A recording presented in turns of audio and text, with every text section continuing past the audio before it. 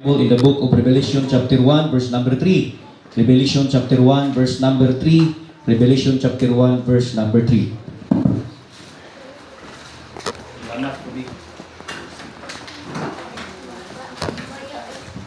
Ako lang basa isuod, just follow me with your eyes. Revelation chapter 1 verse number 3, the Bible says, "Blessed is he that readeth, and they that hear the words of this prophecy."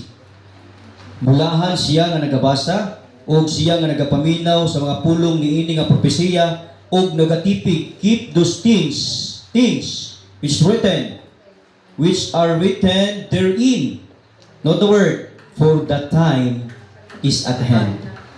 Ang topic nato karon nga kautuhon is about our attitude as a Christian towards the end. Our attitude, what kind of attitude we need regarding sa paghisgot aning umaabot na katapusan. Pero ato nang hisgutan nga wali kita maapil, no, sa mahitabo nga katapusan sa kalibutan, because there is rapture. Okay? But before the rapture comes, ang utlanan sa kalibutan na ay mga gitawag mga happenings nga kinahanglan ng atong attitude plaster. Atong attitude, atong pagkinabuhing Kristohanon insakto.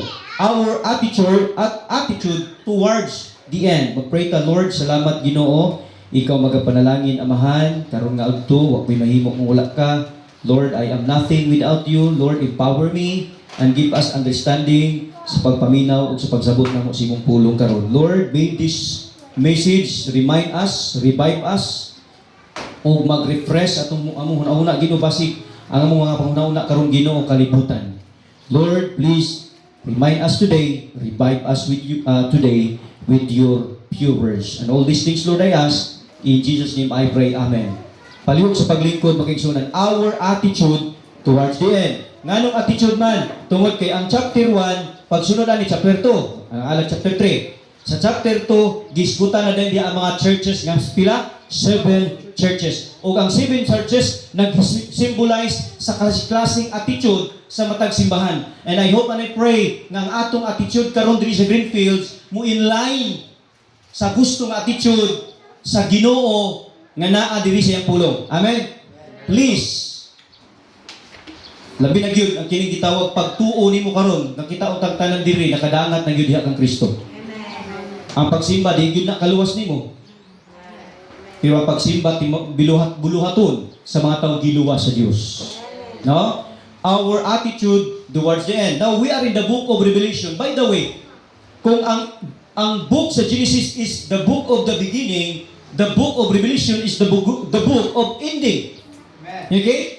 Gisulti diri ang mga panghitabo sa umaabot nga panahon nga gitawag ni sa mga Bible scholar of Apocalypse, the book of Apocalypse. The word Apocalypse akong gitanaw sa Merriam Dictionary, it talks about the great disaster. It talks about the catastrophe. It talks about the calamity, the disaster, the tragedy na way bisan unsang technology nga makabuntog aning Apocalypse when the time comes. Gipahibalo ni John, kitang Kristohanon, that there will be apocalypse.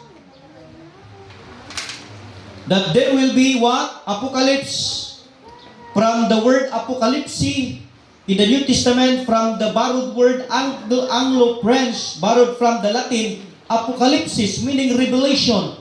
So the word apocalypse is the uncovering, the disclosure, and the revelation, this coming end of this world. Revelation is the book that will remind you that there will be apocalypse. Ang China, si Mark Zuckerberg, naghimo siya bunker, preparing